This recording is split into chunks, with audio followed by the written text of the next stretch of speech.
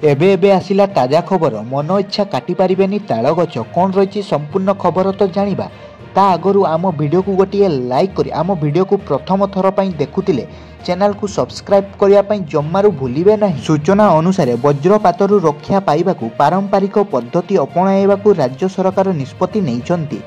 सारा राज्य रे ताल गछ लगाजिबो। ग्रामांचल रे बहु परिमाण रे ताल गछ लगाइबाकू 2023 सेप्टेम्बर मासरे निष्पत्ति होइतिला। ए वर्ष ताहाकू कार्यकारी करियाकू वन विभाग अंटा भिडिची। वर्षा ऋतु आरंभ हो जाइतिबारु प्रथम पर्याय रे 2024-25 आर्थिक वर्ष रे राज्य रे 19 लाख ताल गछ लगाजिबो। देवीदत्त विश्वाल गणमाध्यम को सूचना देई कहिसंती एणिकी केही भी मन इच्छा आउ ताल गछ काटी पारिबे नाही।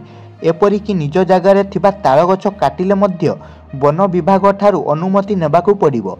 राज्य रे बढ़ुतुबा वज्रपात जनित मृत्यु रोकिया पई सरकार एभली नियम कड़ाकड़ी करिसंती। बिना अनुमति रे ताल गछ काटिले कार्यानुष्ठान हेबो बोली कहिसंती।